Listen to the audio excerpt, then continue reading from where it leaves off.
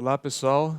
Antes de tudo, eu gostaria de agradecer a oportunidade aqui de fazer a primeira apresentação de fato da disciplina de seminários, nesse primeiro semestre agora de 2020. Minha apresentação vai ser sobre a minha experiência que eu tive aqui durante o mestrado, mas menos sobre o tema da minha tese e mais sobre a outra parte, que foi as competições de aprendizado de máquina que eu acabei entrando em contato durante esses últimos 2 anos, né? Então, o título aqui da apresentação é Aplicando Aprendizado de Máquina para Resolver Problemas de Competições.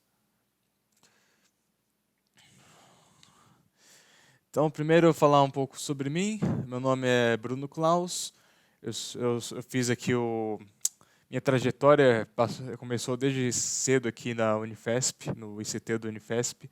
Eu entrei aqui em 2014, era o último semestre antes de se mudar da Tallinn e ir para o Parque Tecnológico. Entrei, claro, no BCT, o Bacharelado de Ciência e Tecnologia. Fiz a progressão, terminei o BCT e fui para o bacharelado em Ciência da Computação, que na verdade é o que eu estou terminando agora. No meio do BCC eu acabei fazendo a prova para o pós-comp, para partir para o mestrado, acabei sendo aprovado, meio que não esperava, mas daí eu acabei partindo para o mestrado, ganhei bastante experiência e agora estou voltando só para terminar a pontinha aqui da graduação.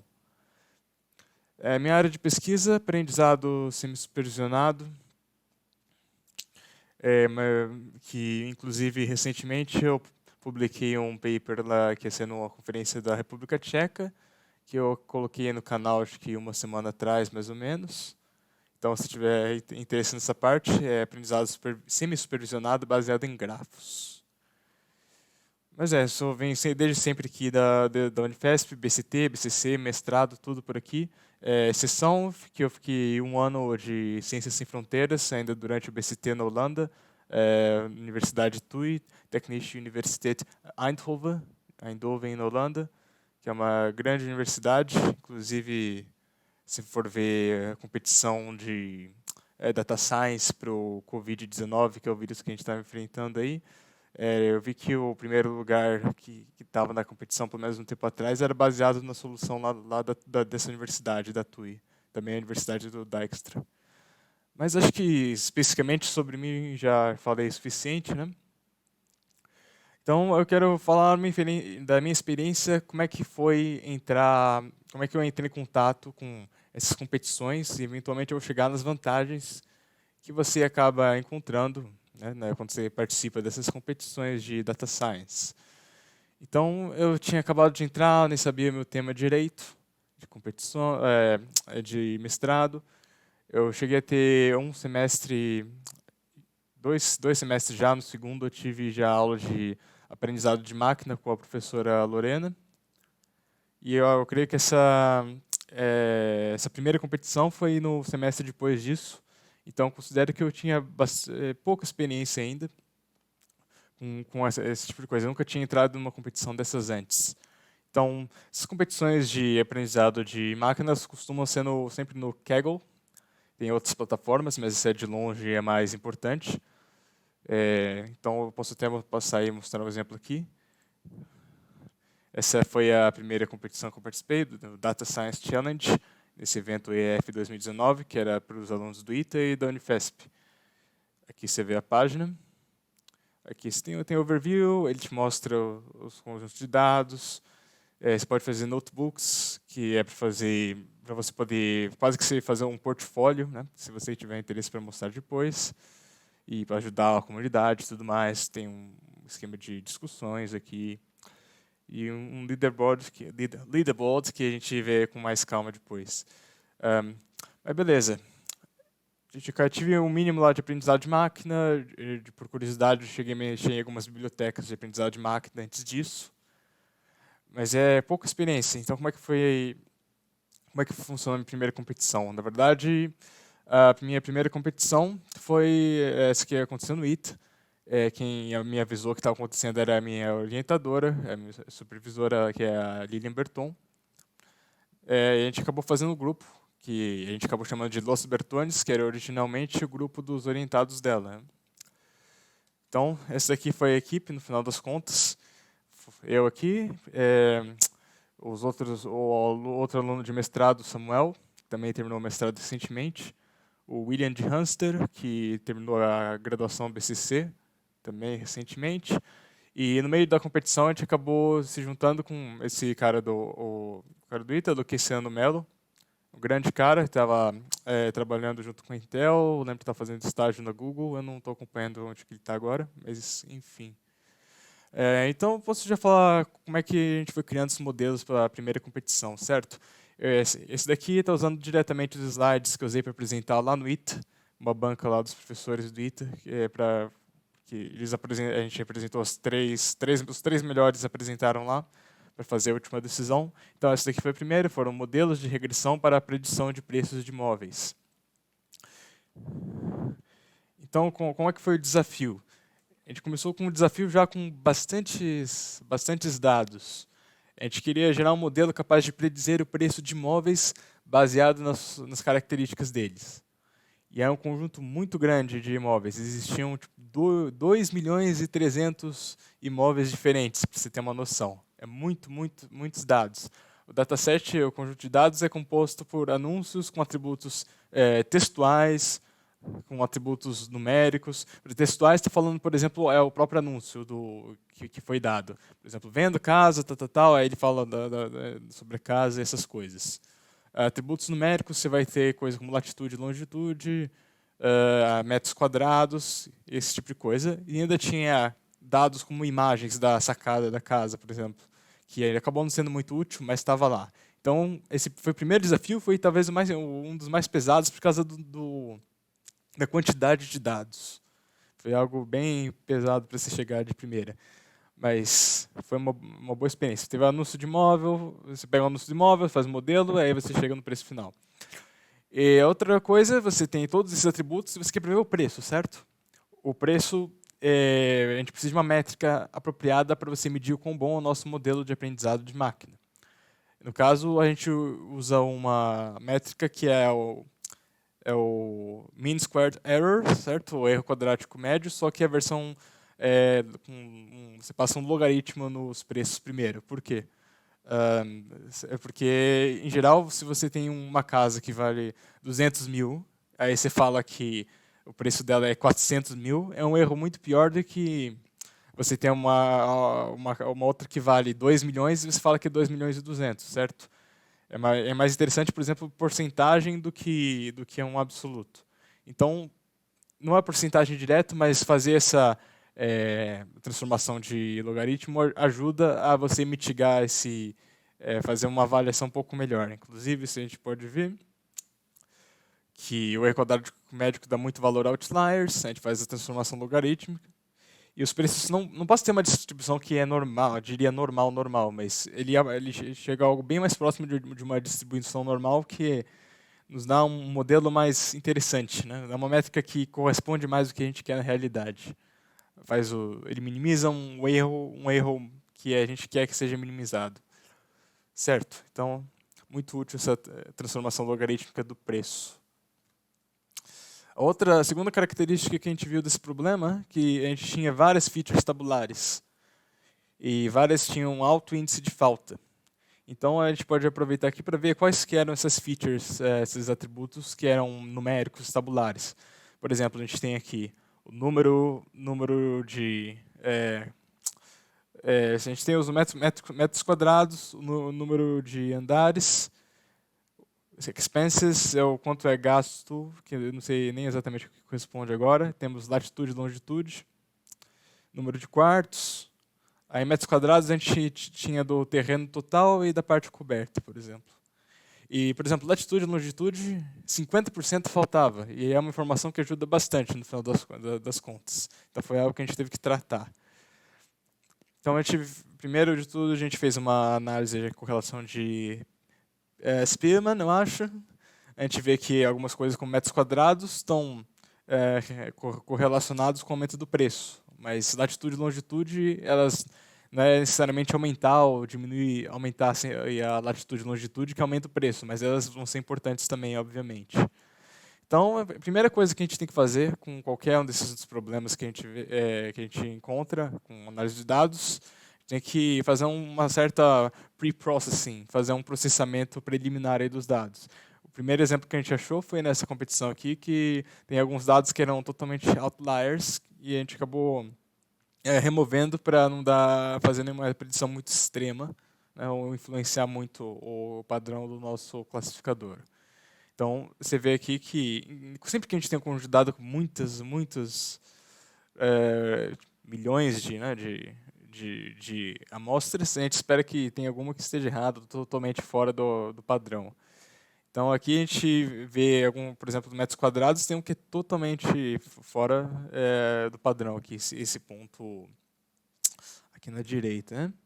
A gente remove alguns outliers e a gente consegue achar um gráfico um pouco mais fácil de visualizar aqui, algo mais claro que está aqui na parte de baixo à direita. A gente poderia quase que já imaginar uma curva passando no meio de tudo isso. E mesmo assim, você vê que tem alguns valores aqui que estão repetidos a mais do que se esperava. Então, aqui é o preço, o logaritmo, a gente sempre usou o logaritmo do preço, que essa é outra vantagem de usar o logaritmo. O logaritmo ele faz ter um plot um pouco melhor nesse aspecto, né, visual, e deixa ficar mais fácil para a gente visualizar esses dados. Então, vou aproveitar aqui que eu deixei esse slide de ferramentas, eu vou participar dessas competições. Que ferramentas que eu gostaria de estar utilizando? Em geral, para aprendizagem de máquina, a gente tem o R, mas, em geral, o Python sempre funcionou melhor para mim, especialmente.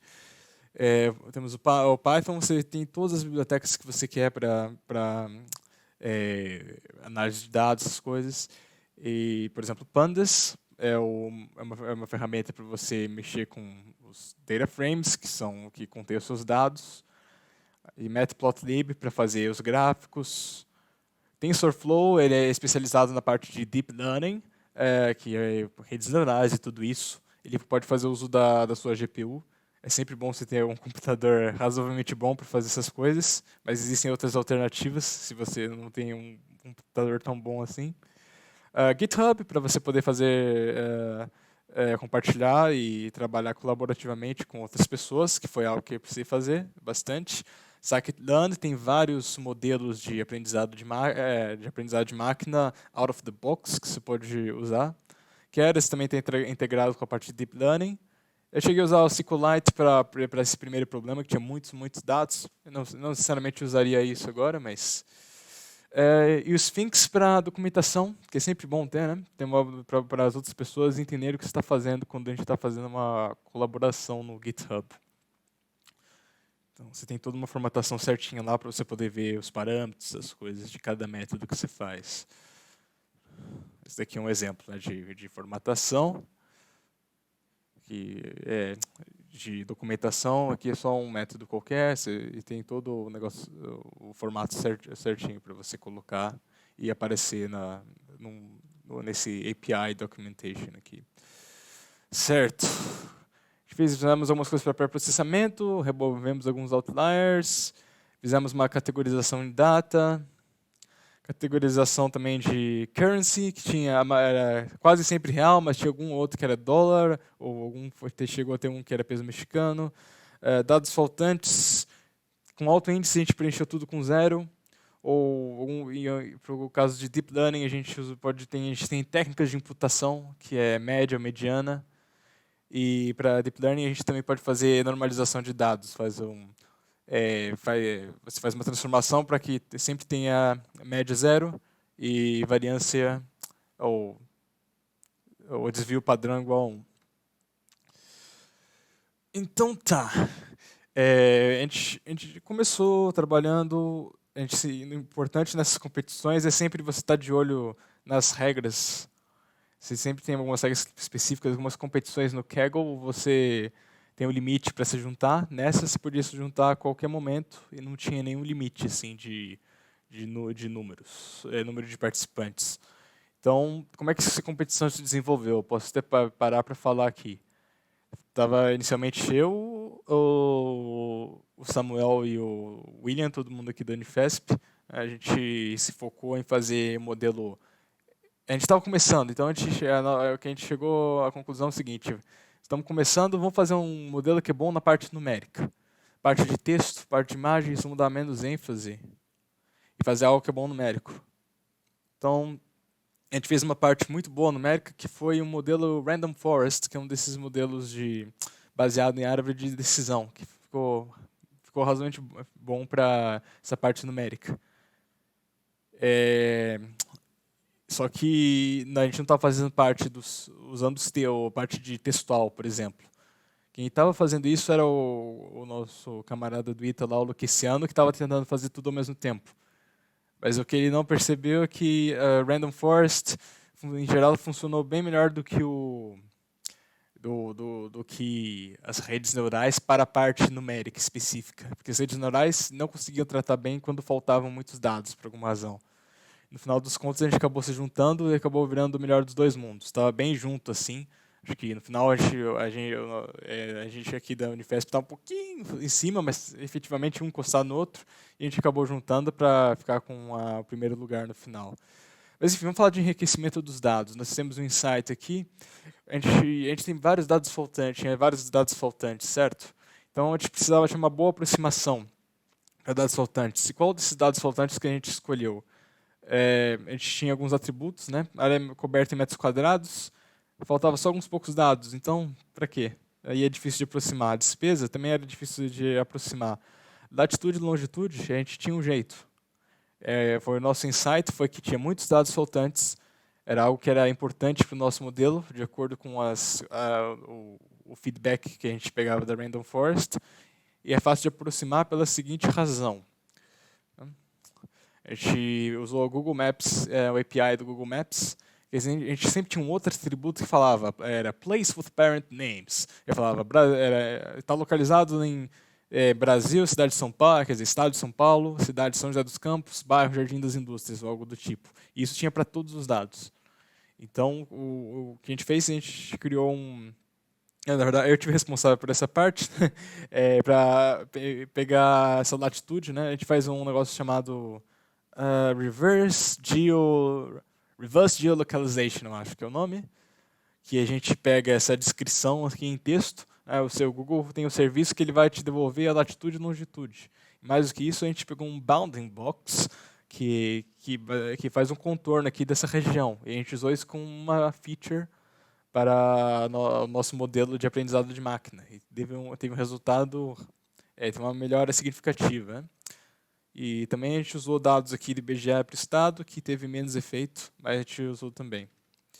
Então, qual que foi o nosso primeiro modelo? A gente tinha uma base de treino, que a gente passou para o SQLite, para o modelo de banco de dados. A gente usou o Google Maps API para criar uma base com novas features.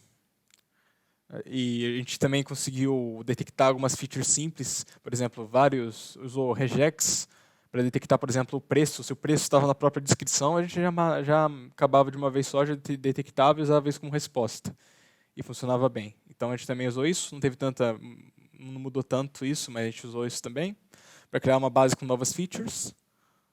Não, perdão, regex no título foi o último passo aqui. Ok, mas a gente criou as novas features com o Google Maps, fez o nosso esquema de validação, dividimos uma parte para o treino, outra para validação. Não fizemos cross-validation porque tinha milhões e milhões de dados, que demoraria demais. Usamos a Random Forest, regex no título, para fazer uma predição final.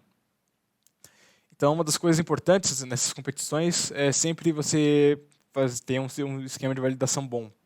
Então, a gente vê que quando a gente faz uma árvore mais profunda, ele começa a fazer umas decisões se não, muito complexas, olhando a várias variáveis ao mesmo tempo e sendo específico demais. Quando você é específico demais, você não está sendo...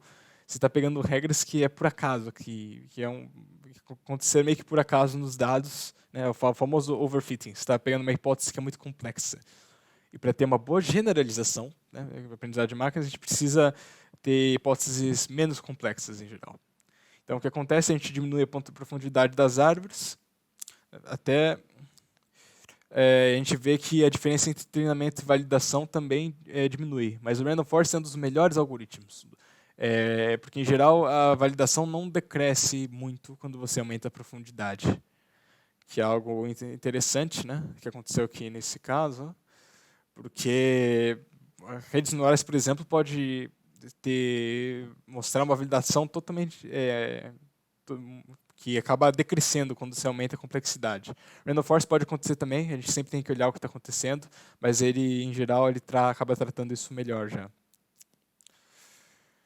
Mas, como eu falando, os três melhores algoritmos, em geral, para competições são qualquer coisa com redes neurais, convolucionais ou recorrentes. E aí você tem Random Forest. Em terceiro lugar, a gente tem o Light Gradient Boosting Model, que eu não usei nessa competição do ITA aqui, mas usei na outra. Então, a gente fez o treinamento desse primeiro modelo, que a gente procurou na internet, descobriu que era bom, Random Forest, vamos fazer Random Forest aqui. E usando a nossa métrica, menor, a gente queria que o erro fosse o menor possível. Então, com as features do Google, a gente foi de um erro de validação de 0.37 para 0.30. Olhando, a gente pode já olhar o leaderboard aqui. Né? Tem alguns aqui que participaram. A gente 0.37 seria levemente pior aqui do que o terceiro lugar, se fosse consistente com isso daqui. Em geral foi consistente. E para validação, você já foi de 0.37, né? Só esse modelo já deu uma pulada. Ainda estaria em terceiro lugar, mas já deu uma distância boa. Melhor, ia estar em segundo lugar, certo? Mas já deu uma distância boa aqui. Uma boa melhora.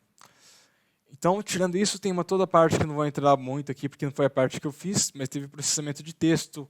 Aí, essa parte foi o Luqueissano que fez. Ele usou vários tipos de embedding, várias coisas bem mais refinadas, até complicadas, e um monte de modelos bem complexos aqui. Ele usou um LSTM, que é para o Bidirectional Long Short Term Memory Model, que é uma arquitetura para você ter algo recorrente, por exemplo, textos, séries temporais, essas coisas, com mecanismo de atenção. É um monte de coisa que parece super complicada, e talvez complicado se você quer saber muito sobre isso, mas na prática de implementação você consegue fazer algo rapidamente com TensorFlow, na maior parte dos casos. Você não precisa fazer tudo isso, por exemplo. Ele não estava conseguindo passar para o primeiro lugar, então ele tacou tudo que ele sabia, e ele sabe bastante sobre isso, né, da parte de redes neurais para tentar resolver o problema.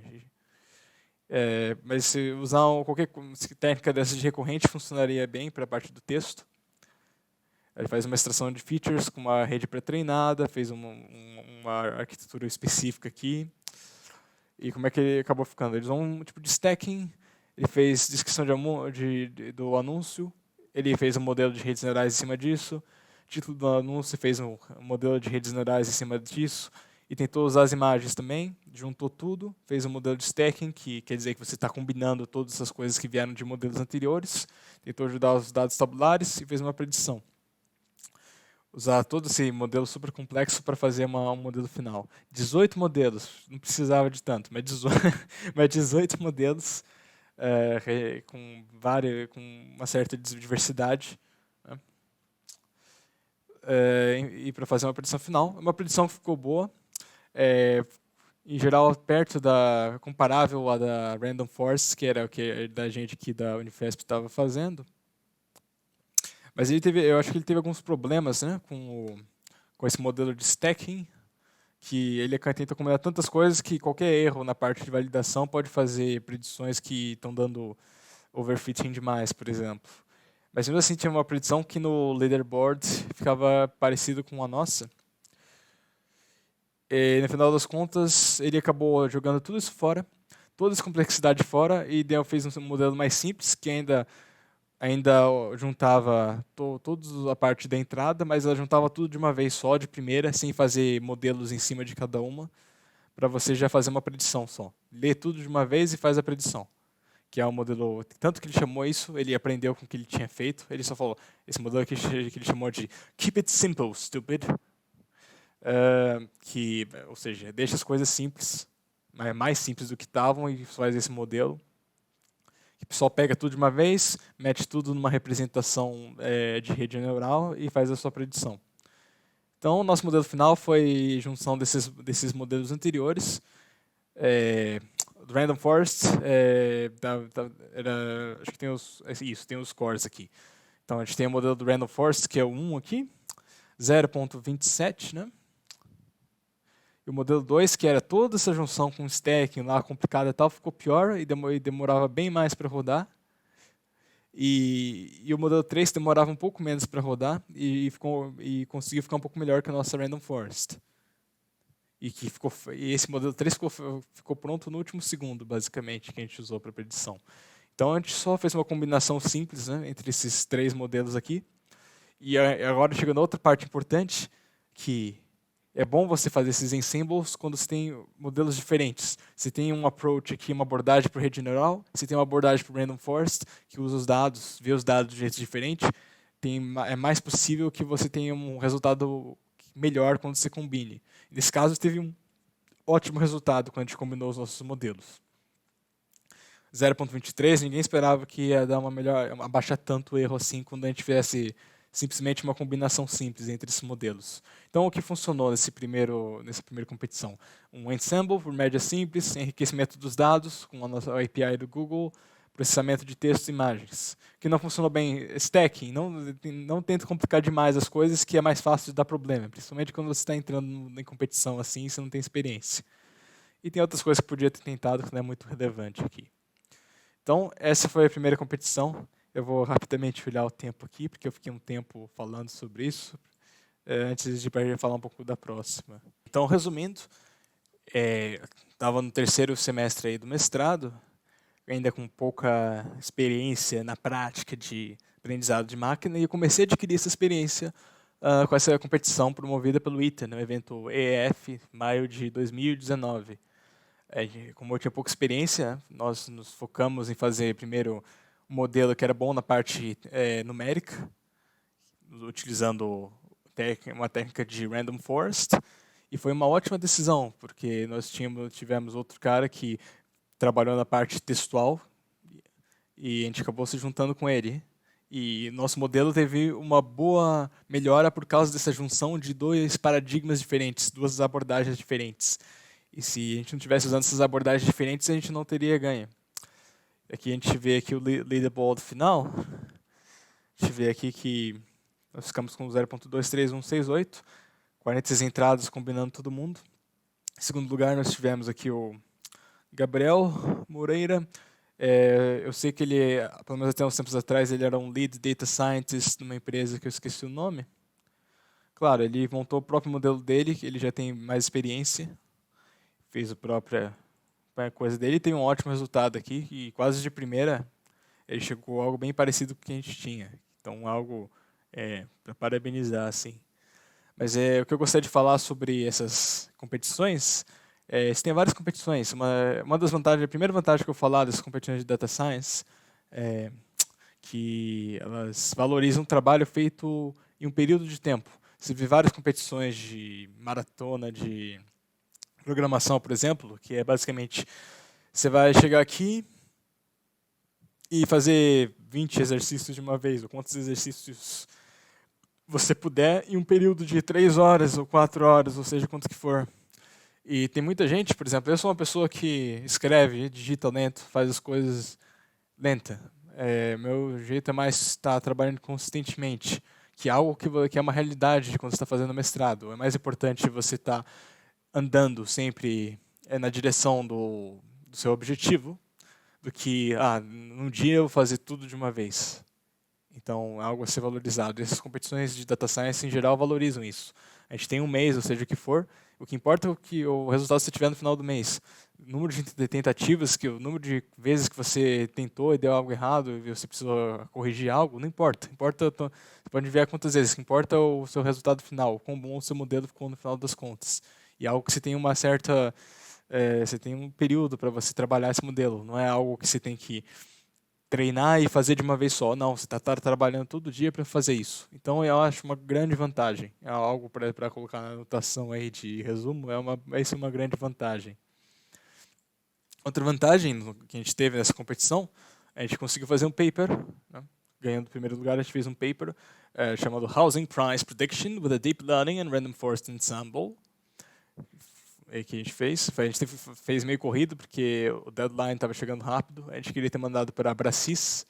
Inclusive, foi pago para mim a viagem para Salvador, que foi onde ocorreu essa conferência da Brasis de computação. Mas não deu tempo de fazer o Brasis, a gente fez para o ENIAC, que estava acontecendo no mesmo lugar. E enviou esse paper aqui, que a gente entra em mais detalhes sobre o que a gente fez. Então, não só a gente ganha a competição, e aparece lá no nosso currículo, por exemplo, mas a gente fez um paper, não que seja Qualis A1 ou coisa do tipo, né? mas a gente fez um paper e teve uma contribuição científica que, é claro, nesse meio é muito, muito importante. Certo? Então, já temos duas grandes vantagens. E, dependendo do nível de competição, você poderia ter, o que se você acabar desenvolvendo, você poderia publicar em qualquer lugar que seja. Em lugares que podem ser mais prestigiosos ainda, né? Certo. Então, a nossa segunda competição entra em outra vantagem. É a vantagem de você estar trabalhando com problemas em áreas de empresas. Então, essa eu já tinha um pouquinho mais de experiência. Essa foi a competição que aconteceu em Salvador, no lugar daquele evento. O nome era Knowledge Discovery in Databases. Aconteceu em 2019, 26 de julho e 1º de outubro. Então, participaram 39 equipes, com 64 participantes no total, entre elas representantes de universidades das várias regiões do Brasil. As duas melhores soluções foram apresentadas como parte da Brazilian Conference on Intelligent Systems, Brasis, em Salvador. Certo. Então, nós tivemos essa parceria com a Corteva. Corteva AgriScience. A competição foi possível graças ao apoio da Corteva, que é a multinacional de agrociência focada em agricultura. A Corteva, que analisa milhões de amostras de DNA por ano, provê um conjunto de dados relacionados à identificação de genótipos. Na agricultura, fazer associações entre genes e características desejadas é fundamental na busca de culturas mais saudáveis e produtivas. Então, o exemplo que a gente tem é que o semente de milho pode ser resistente a doenças apenas quando o gene é AA homozigoto ou AB heterozigoto. Então, a gente precisa saber, essas sementes que a gente tem são homozigotos ou heterozigotos. Então, antes, a gente precisava fazer um negócio na plantação, a gente precisava plantar, observar o fenótipo, fazer os nossos processos de Mendel, o que seja, e observar o fenótipo, e assim a gente inferir das futuras gerações.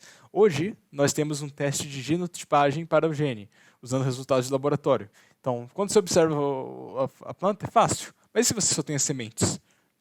Então, o que a Corteva fez, ela escaneou essas sementes, e nós temos dois sinais. Antes, no nosso problema de predição de preços de imóveis, nós temos vários atributos. E esse daqui é uma competição totalmente diferente, porque nós temos várias amostras, mas nós só temos dois atributos, que é dois sinais, que seja um sinal X e um sinal Y, e nós vamos ter sempre 3 clusters, que dois são heterozigotos, o azul é heterozigoto, A, B, outro... Não, o azul é heterozigoto AA, o vermelho é heterozigoto AB, e o do meio aqui vai ser o heterozigoto. Né? Então, o agrupamento manual é trabalhoso.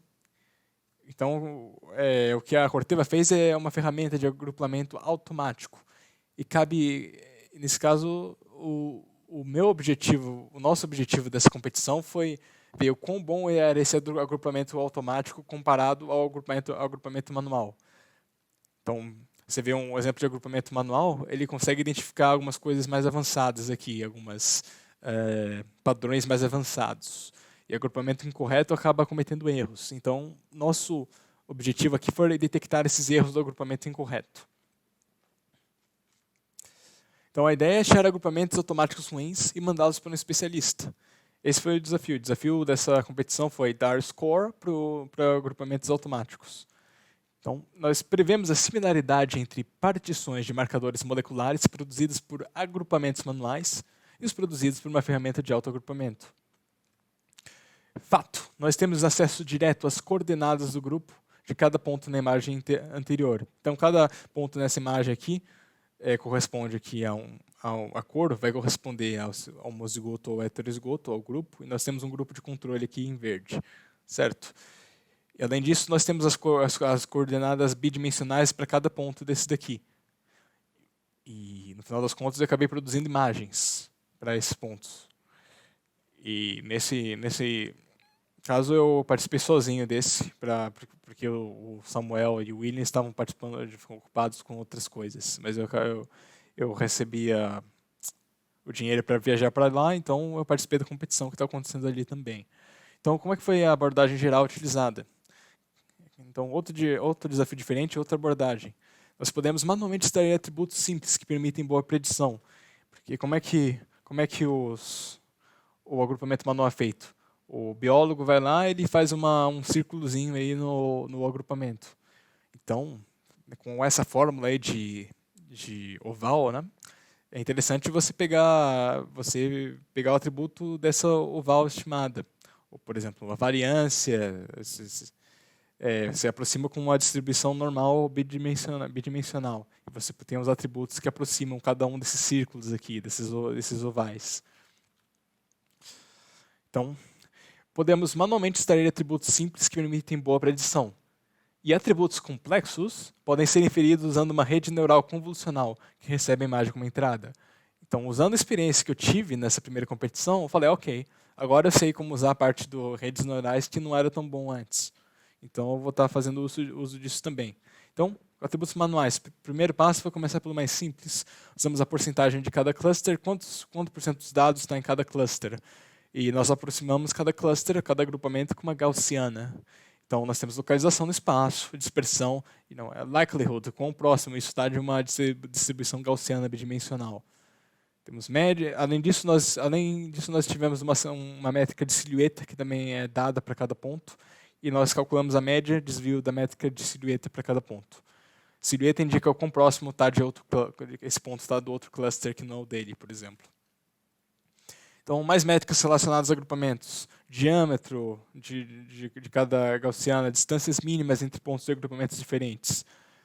Aqui eu consegui usar o algoritmo de semi-supervisionado, que está mais relacionado com a minha tese de propagação de rótulos, né? Label Propagation, o algoritmo Local and Global Consistency, para fazer uma matriz de confusão para ver o que era classificado errado, então, usando algumas configurações diferentes.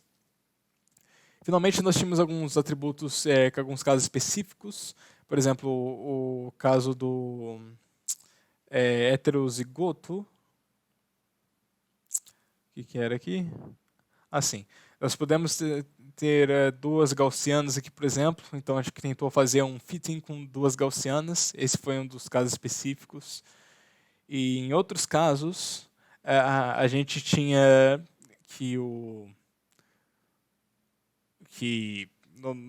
dois clusters específicos.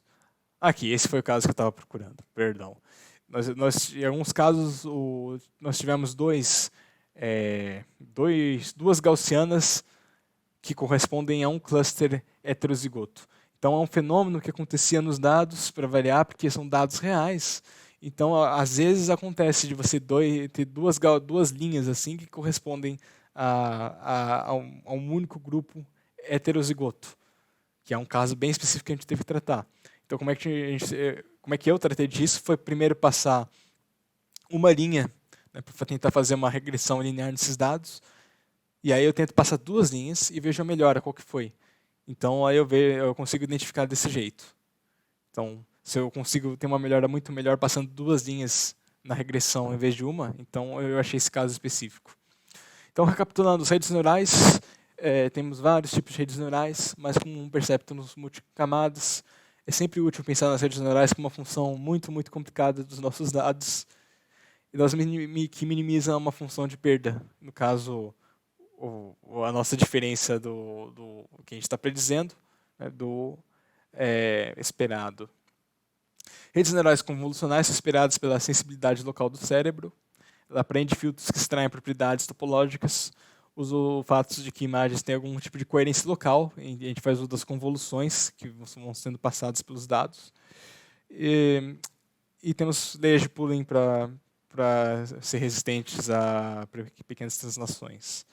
Certo. E no meu caso, eu já sabia como agora eu tinha mais prática com produzir imagens e mexer com TensorFlow, que são as redes neurais. Eu produzi 4 tipos de imagens. A primeira, você usava eixos variáveis, que baseavam-se no máximo encontrado de cada sinal nos dados. E como é que esses dados, eu recebi esses dados? No final das contas, são vários grupos. Cada grupo vai ser um desses aqui, que são vários pontos de sementes de heterozigoto e homozigoto. E isso é equivalente a, por exemplo, algumas milhares de imagens, certo?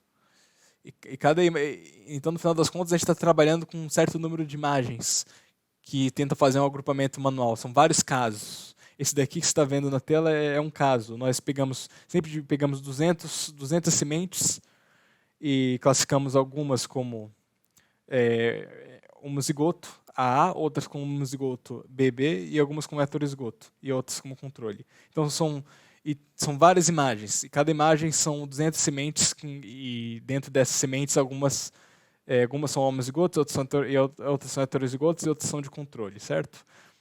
Então eu traduzi tudo isso para um dataset de imagens, essencialmente. E eu fiz 4 tipos de datasets de imagens. Primeiro usava eixos variáveis, que usava o máximo dos 2 sensores encontrados para cada uma das sementes escaneadas que corresponde a essa imagem. Outras que usaram um eixo fixo, que era sempre 0 a 10.000. E eu fiz umas modificações para deixar valores que têm uma silhueta extrema com uma tonalidade forte. Isso tem a vantagem de pontos que estão perto de outro cluster são mais fáceis de serem diferenciados aqui. Finalmente, eu fiz uma representação por diagrama de Voronoi. Diagrama de Voronoi é uma coisa que a gente não encontra muito aqui na nossa educação brasileira, pelo menos até onde eu cheguei até aqui, é difícil de se encontrar. Na Holanda, por alguma razão, por exemplo, eu descobri que eles veem isso desde cedo. É uma representação alternativa, né? Que você tem essas regiões. E cada região corresponde a todos os pontos, né, que estão... Você tem um ponto, e a região correspondente a esse ponto é todo lugar no espaço que está mais perto desse ponto do que os outros pontos. Então, você vê se ele tem um ponto isolado aqui, e como ele está isolado, você vai ter uma região correspondente maior, porque não vai ter nenhum ponto aqui à direita que vai estar mais próximo dele, né, nessa região aqui. Certo? Então, eu criei várias várias e nós extraímos os atributos manuais, por um lado, e os atributos complexos do outro. Os atributos complexos foram extraídos usando uma rede convolucional bem simples até, com alguns layers inteiramente conectados no final e que acabavam juntando com atributos manuais para a predição final. E para a parte de atributos simples manuais, por exemplo, a média de cada uma das ovais que eu falei antes, nós temos outro algoritmo que encontrei aqui. Eu falei antes do Random Forest, temos as redes neurais, e o último é esse, é o Gradient Boosting, que consiste em treinar um modelo aditivo de classificadores. Cada modelo é um modelo simples, por exemplo, uma árvore de decisão bem rasa, bem simples. E cada novo modelo obtido dá mais valor para as instâncias com maior erro na predição. Então eu errei essa instância aqui, ficou totalmente errado com o modelo anterior. Então eu vou dar mais peso para ela. Né? O ADA Boost ele dá mais peso quando você tem um erro na predição. Gradient Boosting é um erro na predição, implica no maior gradiente que ele vai ditar a direção que a gente vai estar seguindo aqui. Especificamente, no caso do Gradient Boosting, a gente treina o resíduo.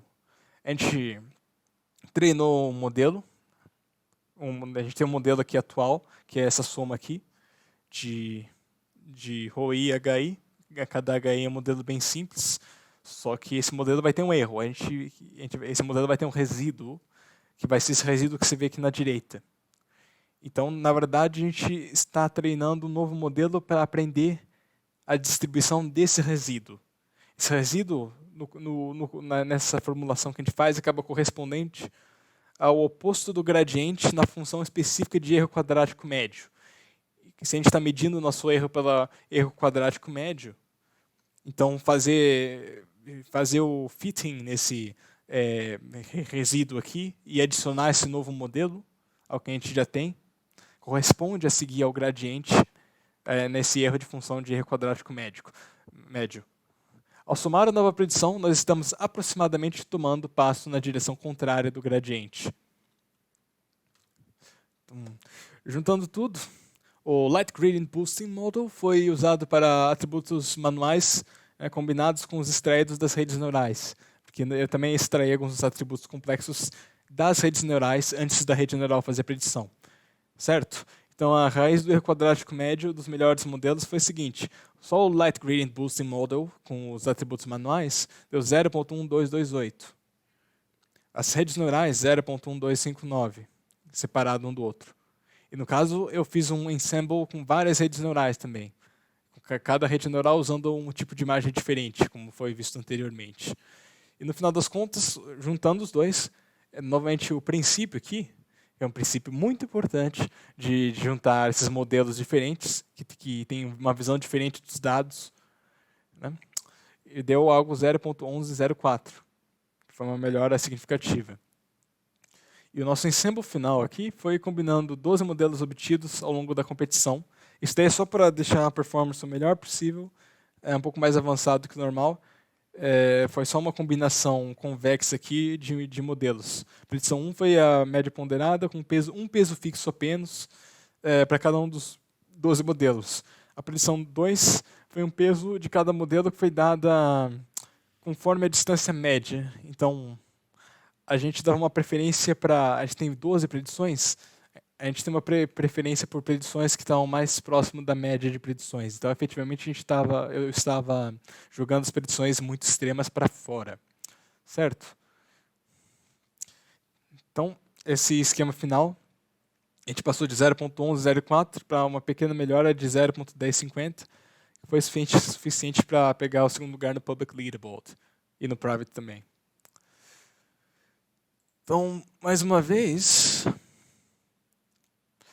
a gente pode ver aqui no caso da DBR, tivemos vários bons caras aqui, das várias universidades.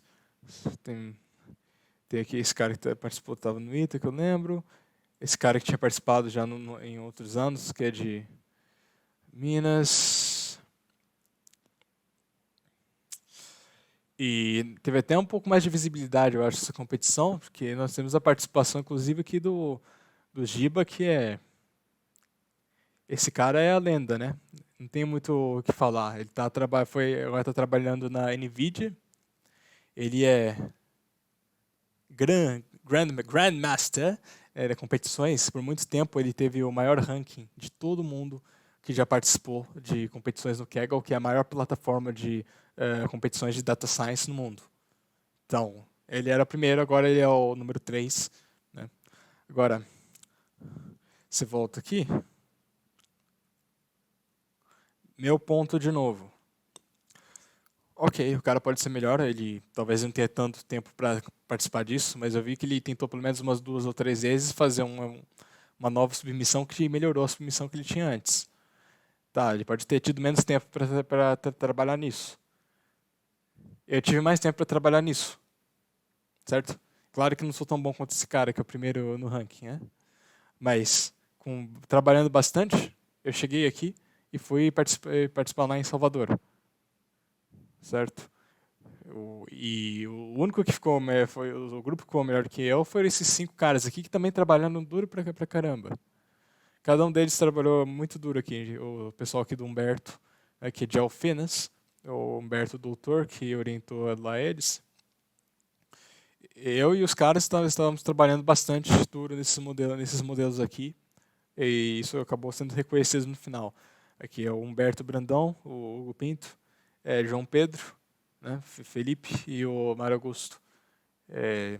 Eu ouvi falar que eles até compraram uma placa gráfica para competir melhor no final das contas. Mas foi um grande aprendizado aqui e a oportunidade de trabalhar com a Corteva.